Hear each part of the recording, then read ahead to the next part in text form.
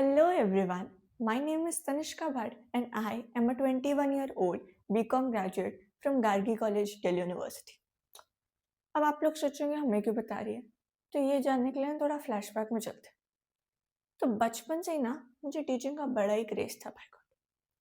मुझे टीचिंग से तो कूल जॉब किसी की लगती नहीं थी। हमारे स्कूल में टीचर्स आते थे, मस्त एसी में बैठते थे, थोड़ा बहुत पढ़ाते थे, बहुत सारा होमवर्क देते थे, बच्चों की खूब पिटाई करते थे, सारा अपना फ्रस्ट्रेशन बच्चों पर निकाल देते थे और छुट्टी हो जाती थी। और इतना ज़्यादा मज़ा आता था अपनी फ्रेंड्स को पिटते हुए देख।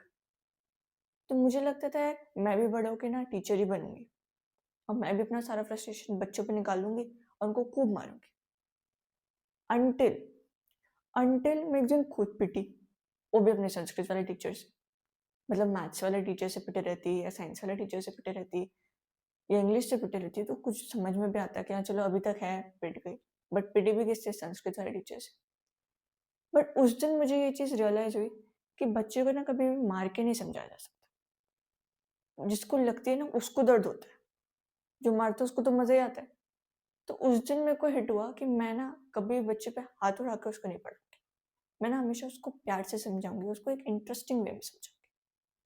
ऐसे ही धीरे धीरे करते करते बोरिंग क्लास अटेंड करते करते पिटते पिटाते 10th स्टैंडर्ड आ गई। 10th स्टैंडर्ड में I scored 96.4% overall and 97% 97 marks I would say in science. सबको मेरे से एक्सपेक्टेशन थी कि मैं तो साइंस स्ट्रीम में ऑप्ट करूंगी, बट मैंने सारी एक्सपेक्टेशन में पानी फेर दिया। मैंने कॉमर्स ऑप्ट कर लिया क्योंकि मुझे हमेशा से कॉमर्स में इंटरेस्ट था। दीदी की भी कॉमर्स थी, तो उनसे भी थोड़ा बहुत इन्फ्लुएंस होकर मेरे को कॉमर्स में इंटरेस्ट आया। और मुझे ये जानने में कोई इंटरेस्ट नहीं था कि दो केमिकल्स को मिक्स करके क्या होता है, सूरज की मेरे से कितनी दूरी है, मेरी सूरज की से कितनी दूरी है, धरती की सूरज से कितनी दूरी है। ये सब मुझे बिल्कुल एक्साइट नहीं करती थी। तो जो चीज़ मेरे को एक्साइट करती थी वो कॉमर्स, वो चीज़ मैंने ऑप्ट कर ली। अब 11th स्टैंडर्ड आया, मुझे लगा कि यार जिंदगी के असली मजे तो अब आए हैं, क्योंकि 11th स्टैंडर्ड वो भी कॉमर्स का एक डेडली कॉम्बिनेशन होता है। बट भगवान को ये चीज़ मंजूर नहीं थी। हमारे बैच में कोविड आ गया, सारे स्कूल्स बंद हो गए और सारी क्लासेस ऑनलाइन होने लग गई। लाइव क्लासेस में तो आज तक कुछ समझ में आया नहीं, ऑनलाइन क्लास में क्या ही समझ में आ जाता। और ट्यूशन जाने में हर स्कूल का अलग अलग सिलेबस चलता था और टीचर अलग ही पढ़ाता था, तो बहुत मिसमैच होता था। तो ट्यूशन भी जाना एक सूटेबल ऑप्शन नहीं लगा। तो सेल्फ स्टडी सबसे बेस्ट ऑप्शन लगा, सेल्फ स्टडी करना शुरू करा। और तब मुझे रियलाइज हुआ कि कॉमर्स तो एक्चुअली एक बहुत इंटरेस्टिंग सब्जेक्ट है। इसको खामखा लोग बोरिंग बना देते हैं, स्पेशली हमारे टीचर्स। XYZ का एग्जाम्पल देके बिल्कुल पढ़ने का मन नहीं करता था मुझे। फिर जब सेल्फ स्टडी करी, बहुत सारे एग्जाम्पल्स हिट हुए, बहुत सारे एक रियल इंसिडेंट मुझे हिट हुआ कि हाँ भाई एक्चुअली ऐसा तो होता है। फिर 11th स्टैंडर्ड भी मज़े में निकल गया। फिर आया 12th स्टैंडर्ड। 12th स्टैंडर्ड को तो मज़े में नहीं निकालना था क्योंकि बोर्ड्स थे, पढ़ाई करनी थी। बट भगवान को फिर से हमारी खुशी नहीं मंजूर थी। इतना दुख तो 12th स्टैंडर्ड में ऑलरेडी होता है, थोड़ा सा और दे दिया। हमारे टाइम पे दो टाइप के बोर्ड्स चल रखे, मतलब हमने 2 बार बोर्ड्स देने पड़े, एक बार टर्म 1 और एक बार टर्म 2। टर्म 1 में क्या था, पूरा ऑब्जेक्टिव था, और टर्म 2 में पूरा सब्जेक्टिव। टीचर्स को सब्जेक्टिव पढ़ाने की आदत थी, हमें भी पढ़ने की आदत थी, बट ऑब्जेक्टिव दोनों के लिए नया था। फिर खुद सेल्फ स्टडी करनी पड़ी, क्योंकि ऑब्जेक्टिव में ना हमें पूरा थॉरो स्टडी करना पड़ता है, एक एक चीज को अच्छे से समझना पड़ता है, तभी आपको आंसर्स क्लिक होते हैं। सब्जेक्टिव में तो क्या होता है कि आप हेडिंग बता दो, पूरा पैराग्राफ हम खुद लिख देंगे। हमारी कॉमर्स वालों की एक खासियत होती है, हल्का सा भी कुछ पता चल जाए तो हम सब कुछ खुद बना लेते हैं। बट ऑब्जेक्टिव में ऐसा नहीं था, अब चीटिंग कर नहीं सकते थे, खुद ही पढ़ना पड़ता था। तो थॉरो स्टडी बहुत ज़्यादा नीड थी उसकी। तो टीचर्स तो स्कूल के पढ़ाते नहीं थे, और यूट्यूब पे भी जो पढ़ाते थे वो अपने पीडीएफ्स के थ्रू पढ़ाते थे, उसमें भी कीवर्ड्स मिसिंग होते थे। तो एनसीईआरटी को स्किप करना तो कोई ऑप्शन नहीं था, और उस टाइम पे कोई भी एनसीईआरटी नहीं पढ़ाता था। फिर जैसे ही 12th पास हुई, फिर से एक भूकंप आया, वो था सीयूईटी। हमारे टाइम पे सीयूईटी को भी इंट्रोड्यूस करा दिया, वो भी पूरा ऑब्जेक्टिव बेस्ड था। फिर थॉरो स्टडी रिक्वायरमेंट थी। एक बार को आप बिजनेस और इकोनॉमिक्स तो आप ऑब्जेक्टिवली पढ़ सकते हो, ऑब्जेक्टिव टाइप पेपर्स के लिए पढ़ सकते हो, बट अकाउंट्स को ऑब्जेक्टिव टाइप पेपर के लिए पढ़ना बहुत ही डिफिकल्ट होता था, बहुत सारी प्रैक्टिस रिक्वायरमेंट होती थी। और उस टाइम पे क्वेश्चन भी कम थे, क्योंकि उसी टाइम पे नया नया इंट्रोड्यूस होता था।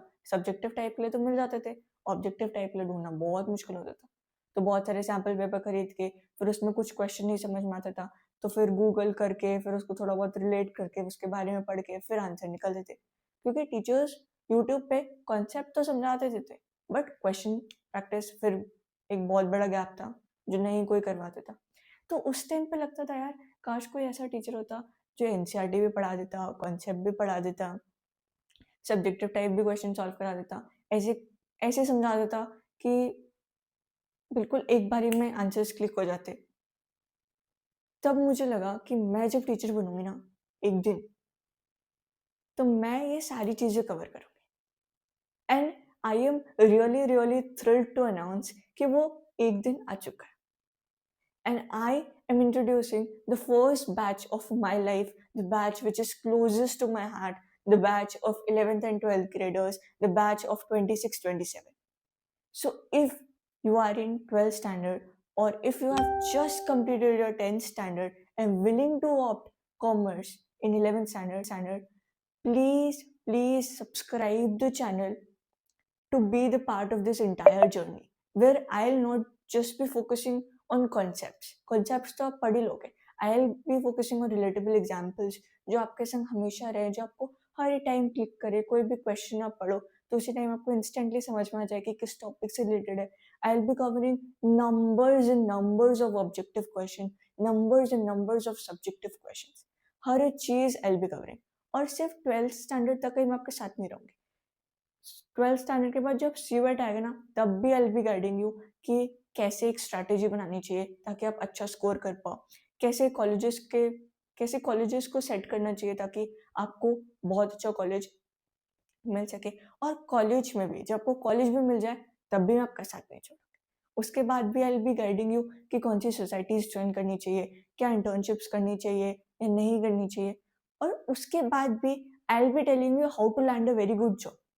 तो इफ यू आर मतलब रियली इंटरेस्टेड कि हाँ ये सब मुझे करना है, मुझे भी 12th में अच्छे नंबर चाहिए, मुझे भी सीवेट में अच्छा स्कोर चाहिए, मुझे भी अच्छा कॉलेज चाहिए, मुझे भी अपनी जो कॉलेज लाइफ है उसको बेस्ट तरीके से जीना है, उसको उस टाइम को पूरा यूटिलाइज करना है प्रोडक्टिवली. फन पार्ट भी होता है बट प्रोडक्टिवली यूटिलाइज करना भी बहुत इंपॉर्टेंट होता है. अगर आपको ये सब लगता है कि यू टू नीड इट, तो you need to subscribe the channel and be in this journey.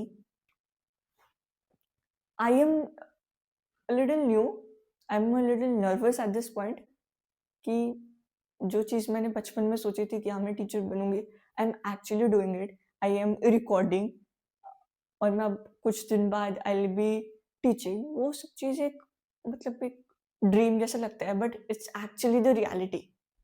I am little nervous as well but धीरे धीरे I overcome everything. And I really want कि आप लोग उस चीज़ को सपोर्ट करें एंड आप लोग इस चैनल को सब्सक्राइब करें. एंड बहुत सारी अपडेट्स आएंगी, उसके लिए बने रहे. So thank you so much for watching this introductory video of mine. I hope you all have enjoyed it, you all have felt relatable थोड़ा बहुत कि आपकी भी हाँ ऐसी ऐसी जर्नी रही होगी, ऐसा ऐसा टीचर्स के संग ऐसा ऐसा एक्सपीरियंस रहा होगा. तो that's it for this video and just subscribe the channel for more updates because अब मैं हर थोड़े थोड़े दिन में वीडियोस डालते रहूँगी जो आपके लिए बहुत बहुत हेल्पफुल होंगे. और ये वीडियोस आपको बहुत रेयरली यूट्यूब पे मिलेंगे क्योंकि मैंने एक्चुअली ये चीज़ें फेस करी हैं अपने स्टूडेंट वाले जर्नी में. तो मुझे ये पता है कि हाँ ये बच्चा एक्चुअली ये चीज़ें फेस करता है. So I have the solution to that problem because I too have faced that problem. So that's it for the video. Thank you so much for watching and do not forget to subscribe to the channel. Bye bye. See you in the next video and I'll keep you updated.